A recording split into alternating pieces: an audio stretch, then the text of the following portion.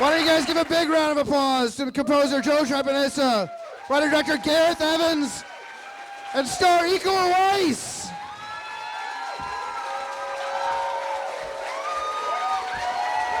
Let them know how you really feel. Thank you, thank you.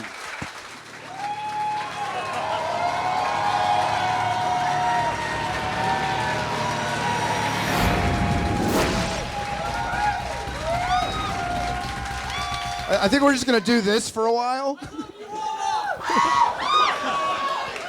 That's not his name.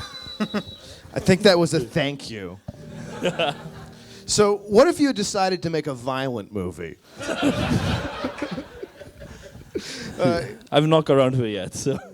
Wow. So, I mean, many of us who saw The Raid and were very impressed, I think, certainly couldn't imagine that you would make a movie. More balls to the wall, but there'll be signings someday. It's all right. But you managed to make something even bigger, and not just in terms of the size of the action set pieces, but one thing is that the first film has a kind of beautiful simplicity to its plot. It's almost like a video game.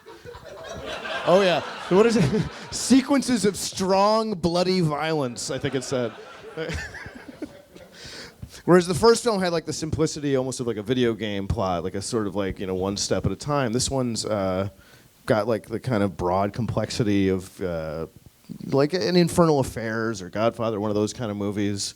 Can you tell us about the decision to go in that direction? I understood this may have been like another screenplay that you kind of readapted into it. Yeah, so basically, about 2 years before The Raid existed, I'd written a script called Brandel. I wrote that first, and it was just about an ordinary guy. It was about an ordinary guy who goes into prison, befriends some mobster, comes out, becomes an enforcer, gang war, and that was it. That was Brandel. It's pretty much the same as this, but without all of the police stuff, the investigation. And so we spent 2 years trying to get the funding for it, couldn't do it. And then after that, I was like, well, what the fuck are we going to do now? So we decided, let's make The Raid 1 instead. It was just The Raid at that point. So let's make The Raid, and then let's make it for a lower budget so we can actually do something. So we hadn't made anything for 2 years. And while I was writing The Raid, I started looking back in that old script and thinking, well, what was wrong with it? What was the thing that was bugging me about the script? And it was the motivation of the character. Like, why would he stay in that environment when the gang war was going on? Because you should just run for the hills. And so I was like, well, if we made him an undercover cop, then he has to stay.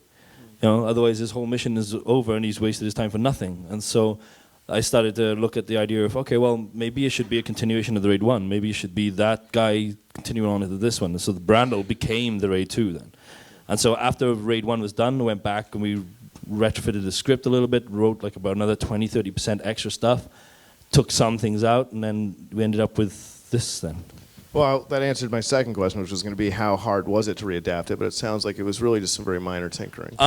It was in terms of the changes made, it was minor, but the actual process was a bitch to do, because it was like, I had like an 85-page script that was written and finished. And then anytime I added anything detail-wise, like a line of dialogue here and there, I'd have to go through and make sure nothing contradicted it. And so it was like every little change would be like, okay, did I say anything about this anywhere else? And then it was just a long process. It was kind of like, it was the most boring stage of writing for doing that. Well, I mean, writing a movie like this isn't as much about like a page of dialogue. I mean, you just said 90 pages, and that's a 2.5-hour movie. Not the normal 1 page to 1 minute ratio by a long shot. So the real scripting, I imagine, I remember last time you said you did incredibly detailed sort of almost like mock-ups on video camera of every single scene in the movie. Were you able to do something, because this film is so visually complicated, were you able to do something similar for this one? For the action sequences, yeah. We did that for the action scenes. So all of even the car chase, what we ended up doing for the car chase was we just, we did like a previs, computer-generated previs. Now, it looked terrible in the previs because all those cars are moving very slow, so it's just like boom, boom. It's like watching a game of Pong on the Atari instead of actually like a cool car chase. So it's a lot of guesswork then. You're trying to think, like, is this actually going to work? Is this going to look right in the camera? And so then, that was like the hard part. That one was the hardest one in terms of previs. But the rest of it, all the drama, we just treated it the same way we do the drama and anything else. Me and Matt, my DOP, will go through and shortlist it. And then we'll make a floor plan for the whole thing. And then we'll go off and take photographs of like what we think the shots will look like and which lenses and everything else then. So this is your third movie together, right? Do I have it up to 3 now? 3, yeah. Yeah, and I believe you didn't come from an acting background. I think last time you were here, you said, was it a telephone operator or telephone pole? Delivery guy for phone. Delivery guy, yeah. So, it's true. I don't want to keep reviewing the last Q&A. But pretty amazing, right? So now you're an old pro at this. How has making these movies changed for you, Iko? I gotta think of the Indonesian for him. Oh yeah, please. Yeah, he's there sitting. Rasanya, oh rasanya.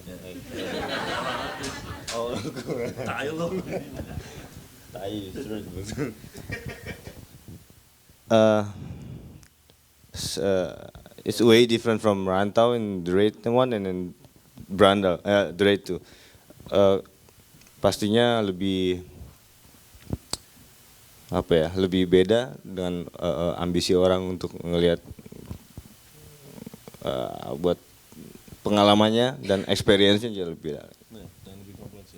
Lebih kompleks, more complex with the drama scene, with the action exactly. Yeah. Okay. So he said he spoke a little bit of English first, and then he went into Indonesian, then back into English again. And in the process of that, he's confused and thrown me the fuck off. I have no idea where. I'm trying to remember what he said. Something about like it was different from the first one to the last one. See, that's the kind of insight that I can bring you as a translator. Yeah. Well, you're good. You're. Sorry, what's that? I love you, boss. I think that's all we needed to know. It's just lust for me. Let's go get back to how the action scenes are done. These incredible set pieces, and there's a lightness and fluidity to the camera, and I wonder how much. I mean, the camera itself is like another one of the martial artists in this film. I mean, I was really struck by how nimble it was. I mean, obviously these guys as well. And is that an evolution of these lightweight cameras? What is the camera crew like? I mean, the speed and with of the reframing. Sometimes going through things. It feels like it's its own character in the film. And I imagine you must have a really close relationship with the operators. Yeah, I mean, me and Matt, the DOP, we have been buddies since university. Mm-hmm. So I've known him since we were like 19. And so everything I've shot with him. And so we reached that point where we kind of like, we have like a sort of a shorthand way of communicating. So he'll know when I tell him like, oh, give me a Kubrick shot or give me a Raimi shot. And then he'll instinctively know what it is. You know? But then with, in terms of the camera work, like, yeah, the cameras have started to get a bit lighter now. Like the Red Scarlet is the lightest version of the Red at the moment. And so we were able to stick that on the Fig Rig, which is the sort of steering wheel mount, so we can easily maneuver down, and it means that we can come down low, we can come up high, and we can kind of shift around and be more dynamic with the movement in terms of the action scenes. Yeah. Now, well, there's that infamous going out of the car and into another car shot. Now. So that one, we did a behind-the-scenes featurette for it, and we showed them how we do it. Basically, we toyed around with ideas of how we were going to do it. We thought of doing it once where it was going to be all VFX, so we just do like green screen for the entire thing, and then we were worried about that it would just look terrible. And then we were thinking maybe we could put it on 2 flatbed trucks, and we were like, well, that could still be terrible because we have to paint out the flatbed and put the road in. And so in the end, what we decided to do is we were like about 2 days before shooting it, and we realized, oh, we haven't figured out how we're going to shoot that yet. So we thought, oh, well, let's just do it then. And so we had... So we had 2 cars, and it was like one was the camera car, the other one was the actual action car where they were fighting. And so we're driving really, really horribly close to each other and trying to match speed. And then once we get to a match speed point, then Matt would then, oh God, you had the Scarlet without the rig in, just the handheld on the box, would push it in through the window. And then when he pushed it in through the window, he would shout, action! Iko would throw the guy over into the boot space, and we'd pull the camera out and then whip pan across. Fight car would speed off away from us. Then we got the other car coming up. That one has to come up, and then when it reaches us, it has to kind of get to that balance so that we can swing the camera inside. So we swing the camera inside, and what you guys don't get to see in this is that the passenger seat is my DOP, the second DOP. Mm-hmm. So he's literally wearing a car seat around his body with his arms tucked around his back. And so the camera comes in, and when it comes in, he just goes, okay, and then I'll take it. And so he carries on operating the camera. And so then our actor then in the front, like he reacts to this gunshot as if it's gone off and blown the window. That was the one thing we couldn't do for real, and you'll find out why later on. So the glass smashing is like CG in the back. And then the camera races out and pushes out through that window because there's no chair to block him, so he can just stretch all the way across now. And then pan across, and then we see this other truck coming up in the background. The reason why we didn't do the glass for real is because on the other side of the car, underneath on a platform, we had a third guy just lying there on his back waiting for the camera to come out so he could just support. And so if we did blow the glass out, we'd blown it out all over his face. So I thought, like, CG may be okay for that one.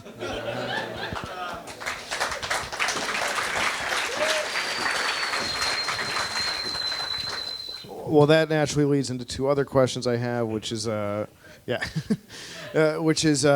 finding the right amount of CG. I mean, there's such a great physicality for the film. Obviously, any film today is going to have a certain plasticity, but it's really very physical and real. And there's a real sense, obviously, of the athleticism of all the performers. What is your position on how much CG to use and when it looks good and bad? Yeah. We tried to do as little as possible. There are obviously some areas where we had to put CG in there. Like shooting like a car chase, the amount of footage we had to get, and also like when it came to like the fights, we had to do that in like a parked car with like a green screen, and just they still fighting because otherwise every take we have to wait until we get speed up before we can actually start going again. And then we also have to worry about, is the background going to repeat? Is the background going to be the same? So there was like, that was the one thing we had to do with CG and that. And it was kind of like, I didn't want to do it like that, but we just had to. But then otherwise, it's usually just to kind of enhance effects that we try to do practically. And if they don't go off as planned in practical, we still have something real to just enhance. So like for all of the lovely knife slashes in the end fight, in the kitchen fight, the way we did that was just by using condoms and string. So it's something that gets used a lot. So yeah, so we strapped like condoms to the body with super glue on one side to make it like hard and it would easily crack, and then we'd super glue like a sort of like a Band-Aid type material onto there with a thread strung out from it. We tie that to the end of the knife, so when Nico would slash down, the string would pull the condom and it would pop and blood would fly out everywhere. And so that was like a practical way of doing it, and all we have to do then is just paint out the first 2 or 3 frames where you see the condom still. And if it didn't spit out properly, we just enhance it a little bit by adding a few more bits of drops of blood. You know, for the MPAA, you got to be happy about it.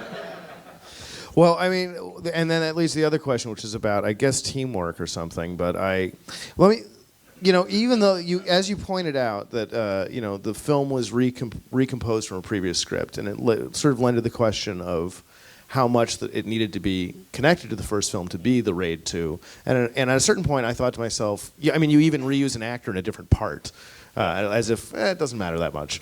We all want to see him again. Oops, there's my notes. And then at a point it occurred to me, it's almost like you see so many of the same people working together. It's clearly, Joe's back, Iko's back, Mad Dog's back. It's almost like a band. It could just be like the Raid is like a brand saying like, it's the next album, guys. How important? Like, how has it developed as a team? And were there new players sort of brought in that maybe added different dimensions? Because I'm noticing all the people I saw again. Yeah, I mean, in terms of like a crew level, we've kind of managed to maintain around about like 80-85% of the same crew since the first film Marantau through to the Raid until now. We've changed a few departments along the way, like to kind of get better quality for some stuff, but we have stuck the same for the majority of the time. But in terms of that collaborative effort, I mean, like it's kind of like especially like in the script sense, and then also in the post-pro side of things as well. Like this time round, because on the first one, like it was such a sort of like a last minute thing of we're gonna make the Raid, and then we just went off and made it, and then just delivered it, and then that was it. But on this one, there was a lot more at stake because we knew now it was like there was a lot more pressure as well because we didn't have that surprise element anymore. So the guys from XYZ Films, and some of them are here tonight. Where are they? There they are in the background. They're a quiet, shy bunch there. So anyway, the guys there, like Aram and Nate and Nick and Marie and all the guys out there. And there's Kyle if he's here as well, and everyone there was kind of like super supportive of us in terms of like helping develop the script. So I'd get notes from all the time, and they'd all kind of like come back to me and suggest like maybe we need to get, like you were saying, more connective tissue from the first one. They wanted to make sure that we felt like this was still Rama and not that other character that existed in the first one, and they were right. So we worked on putting extra things in there to kind of like get that feeling of it being an actual sequel. And then once he got into that undercover thing, then we could start to chip away at his character, shift him around a little bit, make him a little bit darker in places as well, like the hot plate scene. For me, like that was this thing of like, okay, I'm gonna hold on that shot for as long as I can now of him and his expression, his anguish and his anger, to make you start to question, hey, is he still my hero of the film? Because like what he's doing right now is it's fucked up. So it's like, you know, can I still follow him? Can I go that far with him? And it was like, we did all this like playful choreography first, where it's kind of like fun and fast and frenetic, using bowls, using chairs, and all that. That's the same thing we do before and the other stuff. But then all of a sudden, I wanted to take that enjoyment out of it, and then like, you know, force you to just look at this guy burn the shit out of a guy's face. And so yeah. Were there? I mean, that collaborative process goes even into the music, where there's 3 different people working on the music. Can you tell us a little bit about that, Joe? And was there some new? No, Fajar and Arya, the the collaborators, they did the original Indonesian score for the Raid 1. And Mike Shinoda and I came in and rescored the Raid 1 for the Sony Pictures Classics release, which I guess was the US and Europe.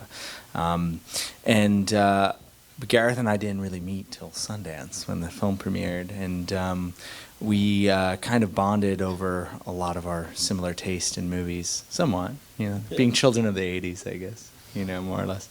But, you know, people would ask, it was funny because we do all these interviews together, almost like what we're doing now. People would ask Gareth, you know, it'd be kind of awkward, you know, and they would go, oh, you know, so you had this film scored twice, which was your favorite score? And Gareth had a really great way of answering it. He said, well, you know, both scores are really effective, but I think, you know, it would be really perfect if I was able to take parts of one and parts of the other and put them together, and then I'd really have what I wanted.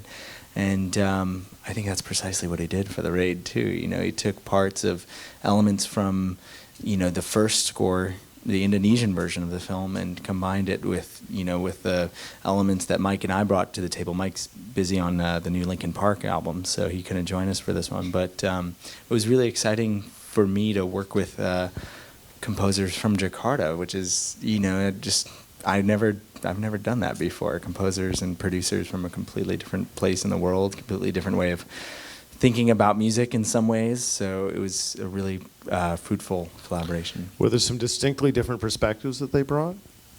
That's a good question. Not, you know, it's interesting because one of the most interesting things about it was, you know, I wasn't sure if they spoke English, which they did, thank goodness, because that would have been really tough. But also, like, it's also amazing to see how they have a lot of the similar tools that we have, but they just might use them in a different way. So it was very kind of a logistical, like a very interesting way of how to get 3 composers in the room.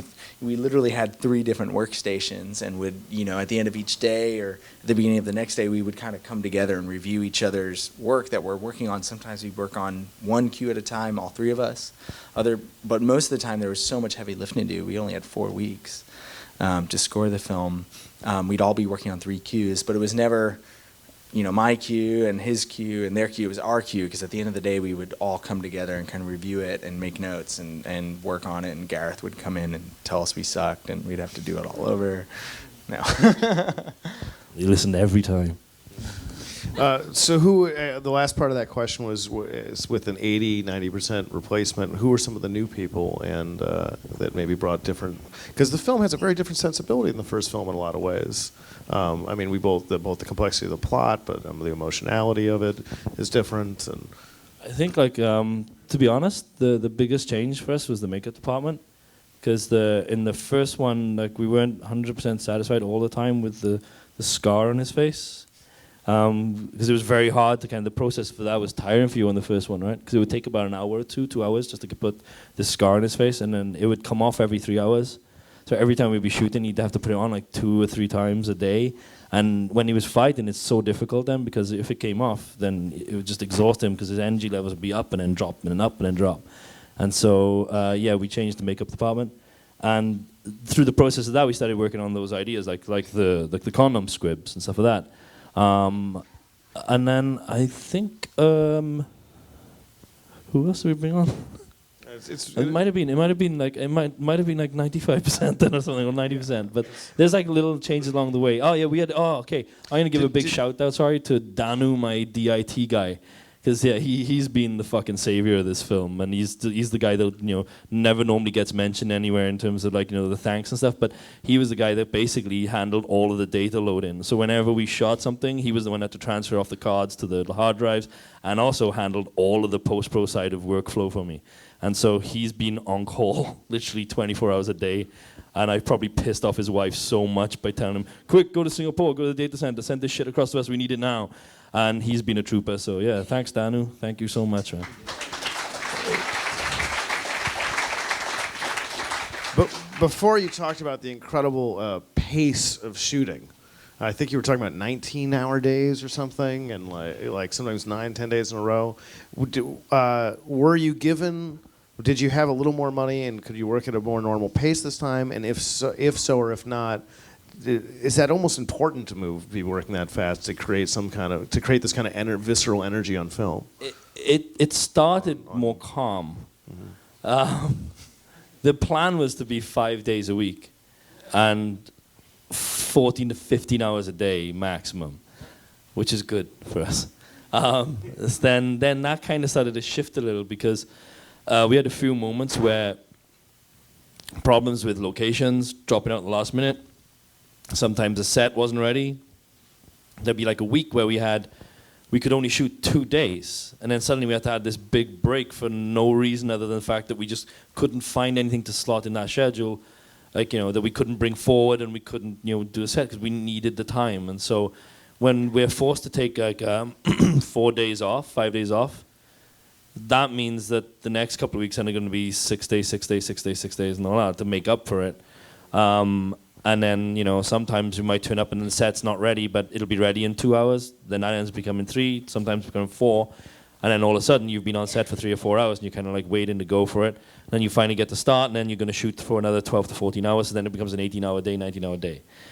So it kind of adds up, and it's like it's a little chaotic. I'll be honest, and I'm feeling every fucking day of my 33 years right now when it comes to this shoot. Like on Marantau, man, it was such a youthful exuberance on set, just running around and shit.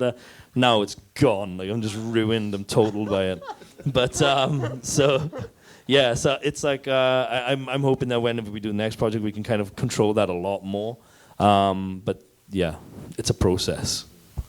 Well, you must have an incredibly dedicated team to be putting out work like that. Oh yeah, they work so hard, and to be honest, like that's the one thing I can never and will never complain about is their dedication. Because seriously, the amount of work they put in is ridiculous. It's so hard on them.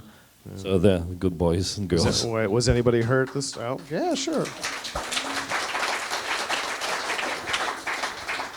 I'm going to ask just one or two more questions. I think we properly warmed up the panel and then turn it to the audience. But just about some of the cultural differences, or maybe the cultural perspective on the film. Obviously you're Welsh, you're living in Indonesia, there's an Indonesian crew. One of my thoughts is how is the film received differently in Indonesia? And how is it interpreted differently? Like, is there something about like the subtext of the Japanese gangsters that I, as an American, don't get? In terms of Japanese element, I don't think that'll be a case for Indonesia. I don't think it'll be any different, really. The things that will be a little different will probably be how they react to the fact that I had snow in the film. It doesn't snow that often there. What is Ika? What do you say about? You want to translate the question?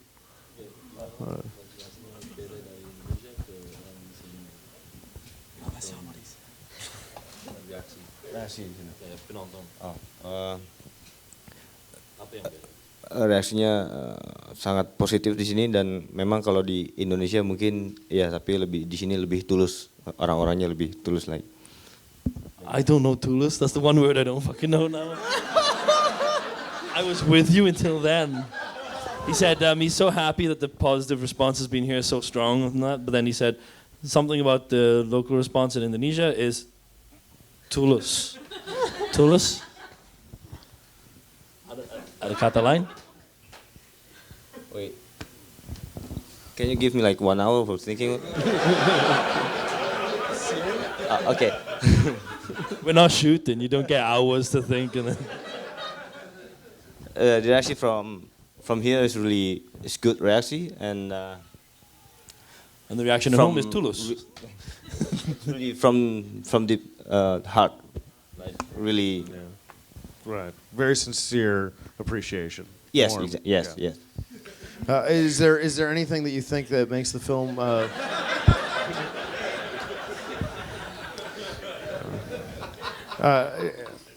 I was just gonna say, does it play? Is there anything Wait. that's? Is there anything about is that so you're saying that world, like the Japanese gangsters or the set and settings are sort of fantastical enough and comic book enough to be just so far removed? There's no it could be anywhere in a sense. Yeah, I mean, and that was the whole kind of like plan for it. Even like the first film, like that building would never exist in Indonesia. You know, there's not like some. Well, I mean, far-off area obviously not, but I thought maybe there's a relation to a neighborhood or like, Uh-huh. oh yeah, that's the South Side. Totally. Yeah.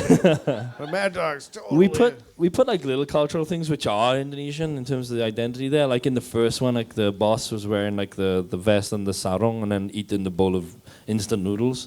Like that was seen as being so specifically Indonesian. In this one, we did the festival performance. Like that's a definitely Indonesian culture thing. And then also the knife, the assassin's knife, the kerambik, which kind of goes around the finger and then hooks around.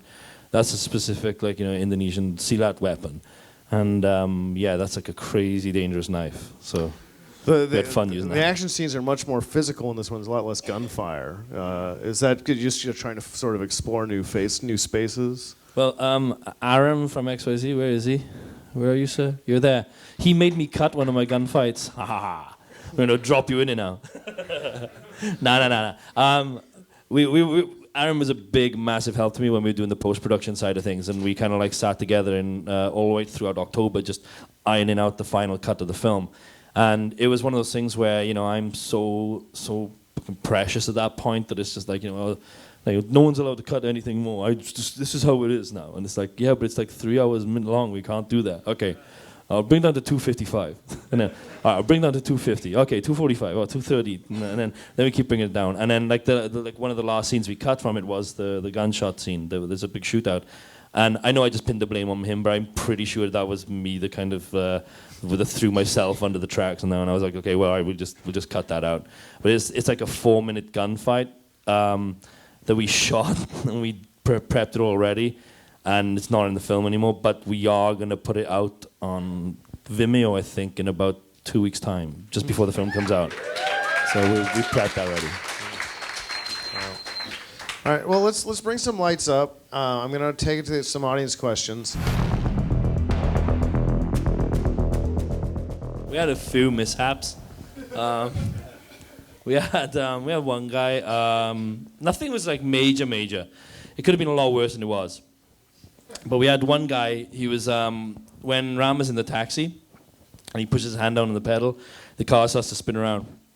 There's a scene where one guy's hanging onto the car, and then he kind of flings off and rolls off to the side.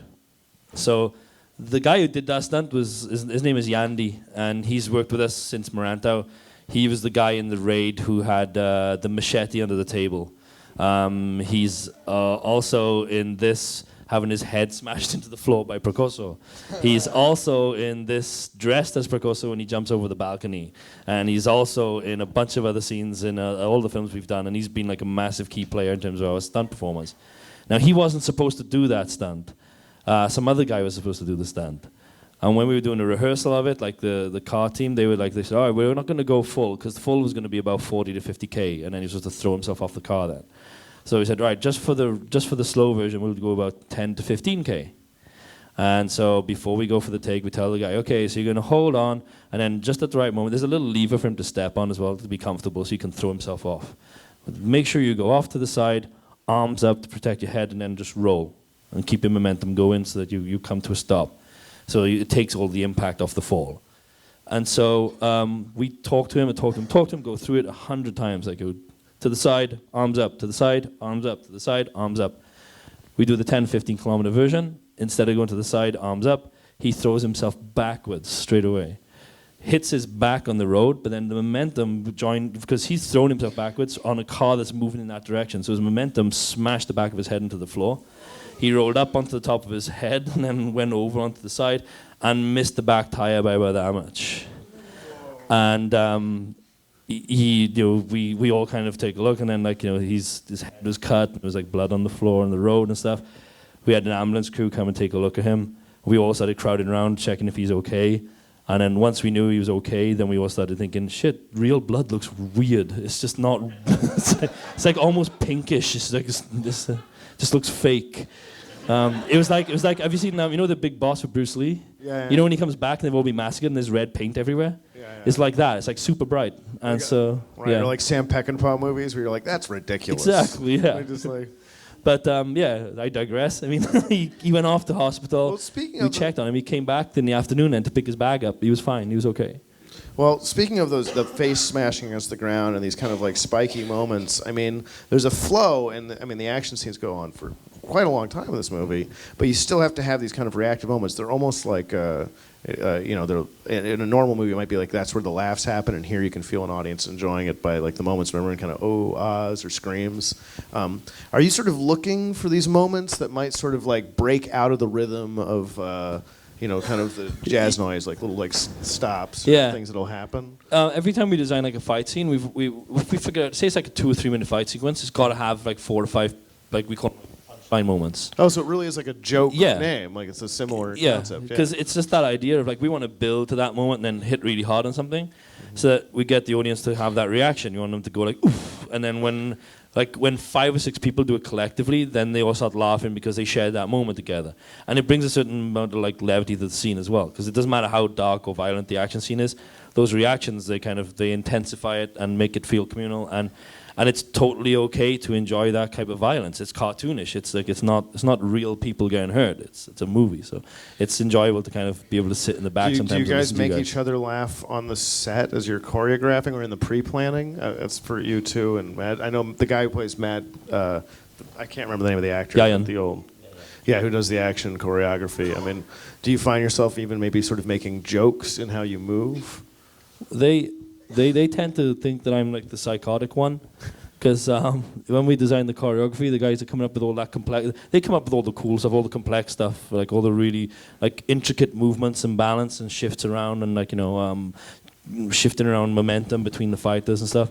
And then I come in and be like, oh, smash his head in the wall, or that stuff. Like this is really cool, but drag the knife. And then, my one of my ADs actually, when we were doing the raid 1, I'll never forget, because he never usually sits in on the choreography practice, like the design of it. But he came in on one, and it was when we did the corridor fight in the raid with the stick and the knife, and then the one when he stabbed into the knee and then like twisted it out. And then I was in a bad mood that day, so I was like, oh yeah, twist it out. And then when we did the practice of it, then my AD was just literally just going, oh god. So yeah. Well, directing something like this, the only thing I can compare it to is like choreographing ballet or something. They have to like write stitches and stuff. So you just said they would be working on it, and then you would come in and see what they did, and then plan the camera moves around it. I'll give them like a setup. So like I'll say like to Iko, I'll say, okay guys, so this is the scene. You're gonna be like that one in the raid is the easiest example. Let's take the car fight, because it's such an amazing set piece. As an example, I think it's really burned into our minds to have something in such a confined space, but still find like complexity within it. Like, how does that proceed? We would just like get like 5 cushions and put them on the crash mats on the floor. So there's the driver's seat, passenger seat, and then the 3 in the back. So actually, stage 1 is, as a writer, you're like, let's have a scene in an extremely confined space. For that one, it was purely on the idea of, okay, well, he's been knocked out in this building. They're going to take him somewhere to be dumped.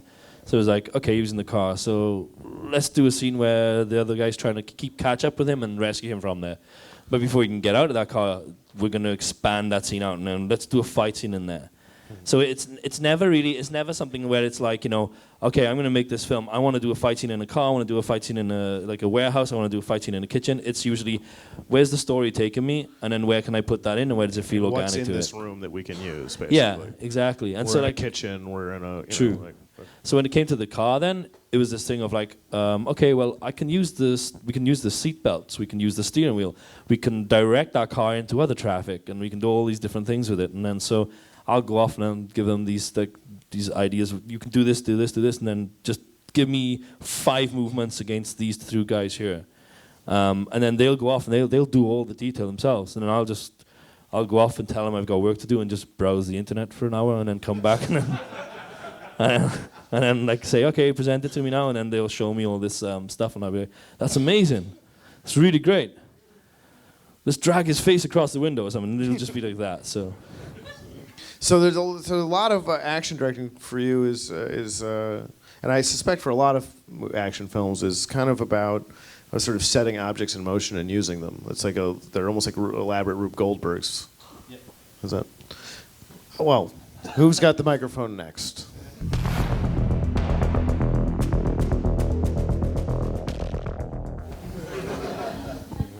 Did you like her?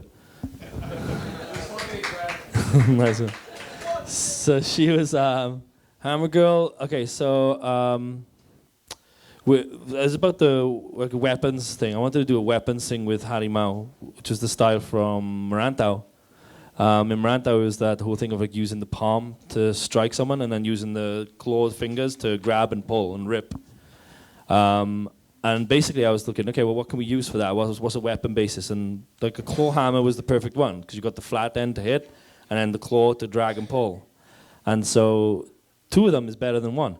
And so, so then that was the kind of the inception of that character. And then it was basically like I knew I wanted to do a female character because the last two films was such sausage fest, it was unreal. And so I thought we can create this cool character and give her a real good opportunity to kind of like shine in some way. And Julie Estelle, the actress who plays Hammer Girl, like she's more known for doing like TV and film where she's like the lead role and usually like the romance interest in a drama or something. She did like a really cool couple of horror films when she was starting off, and she did one with like the Mo brothers called Rumadada, which was great, or Macabre over here. And that was when I first saw her, and I thought like, oh, okay, she can handle herself. She could be pretty tough. But when it came to auditioning for this, I wasn't convinced that was enough. I wanted to see her go through a grueling process to get the role. So I was like, okay, we're not going to just see you on one day. I said, if you want to audition for this, it's a 5-day audition. So like you come in every day at the set time. If you miss a time, you're done. It's out. And because we had moments before where we've had people, and the thing is like this: when we did Marantau, when it came to the raid, you'd have people come up to you and say, "Oh, give me a role! I can't wait! I want to fight! I want to be a fighter in your movie!" Da, da, da, da, and all that. And then when it comes to actually doing the training and getting it all done, suddenly it's like, "Oh, I can't come today. I got a photo shoot. Oh, I can't come today. I got to do this and that. Why aren't you using me? Why are you doubling me?" And then it's like, well, because we couldn't train fully with you. We needed you 100% on it. And so for that role, I was like, fuck this. 5 days, you're coming in. These are the hours you come in. And then on the 5th day, I'm going to watch you, and that's when your audition is. And so she rose to the challenge. Like on the first day, I'll be honest, the first day, I was like, oh, okay, she's stiff. She's not going to do it. And then second day, she started to loosen up, get a bit better. Third day, I was like, oh, shit, okay, she's getting really good now. Fourth day, I was like, okay, let's see how she is tomorrow. And on the 5th day, she did stuff in our audition that if it was on location, I'd have used in the film. So she was really that good. And she kept training for like about 4 or 5 months leading up to her scenes. And you got to remember, this is a girl that's like, normally the lead role. And suddenly she's training that hard for 2 fight scenes and then a couple of small drama bits where she's a deaf mute. So I was like beyond impressed with her and her dedication to it. Like she worked so hard. And now we've just, Timo Chanto from Mo Brothers. So we're producing a film for him. And he's got a fucking mouth on him, I tell you. So we just locked her in to be in the next film. And before we'd had a chance to do any like announcement officially, he just went on Twitter and was like, yeah, she's in the film. And so she's in the next film we're doing, and I want to cast it again in something else after this as well. So she's proved herself to be quite the fighter. So she's coming along good now. And in terms of the character design, all of those guys, all of those kind of extra characters, the kind of the comic bookish feel to them. They were designed to be possibly those kind of like iconic roles you would remember even if they didn't have that much screen time. So with her and then Baseball Batman, I got this whole origin thing. Baseball Batman, he was great, and then the whole origin for them is that like the idea is that that they were abused as kids, that they were like violently abused by their father, and like every night when they come home, basically the father would sit them down at a small table, and he'd take a coin out and then spin it on the table. And then if it landed on heads, it was Baseball Batman. If it landed on tails, it would be Hammer Girl. And so one night it landed on tails, and Baseball Bat guy flipped it over to a head. And so the father just went berserk on both of them, and then they turned on him and killed him. And before the police arrived, before anyone else happened, the rumor had spread around the village. They were already picked up and recruited into Bijo's group, and then he raised them, and so they still have this childlike mentality about them. There's that thing of baseball Batman, saying like, give me the ball. It's like hitting the ball over somebody's backyard and then asking for permission to get it back. It's like he's still a child, although a violent child.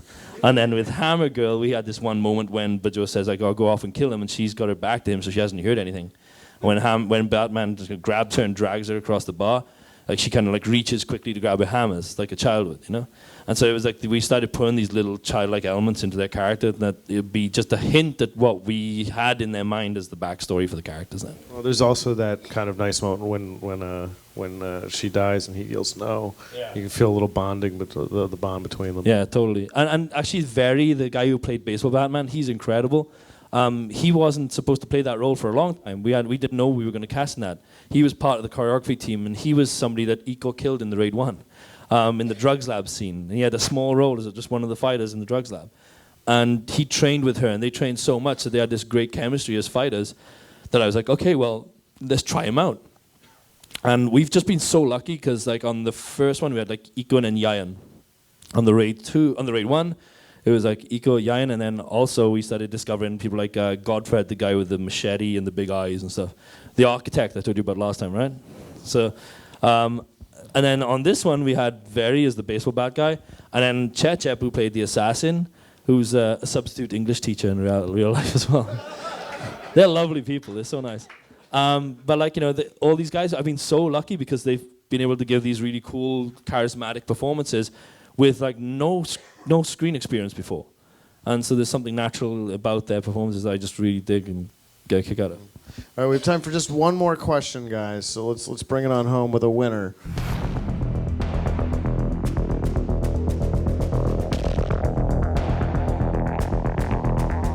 Yeah, you can jump on in if you want first. Do you want to do it first? The music one first? Oh, yeah. No, I mean, John Carpenter, the filmmaker, also wrote the score to that film, and he's a huge influence on me and my work in terms of, I think there's nothing better than, a filmmaker who's also a composer, to help me as a composer understand what is actually going on in the mind of a director. So I think the score for that movie is so simple and effective and direct that it's a really great influence on my work. I guess in terms of like film influences, I was looking at a lot of things like Donnie Brasco and Infernal Affairs, The Departed. Iko just said Tony Braxton, and now what I love about Iko. I'm gonna. What I love about Iko whispering Tony Braxton is that he's setting it up as if it's gonna embarrass me, but the truth is that before we do a fight scene, right? Before we do anything, like I'm in the car traveling to the set, and I always listen to music to kind of like fire myself up, to build up my anticipation for the day, to get myself energized. And I usually listen to like Nine Inch Nails or something like that, just to kind of like get me in the mood for it. Iko, what do you listen to when you get in the mood for a fight? What song do you listen to when you get in the mood for a fight? Nine Inch Nails. That Nine Inch Nails cover of Unbreak My Heart, maybe? Is it?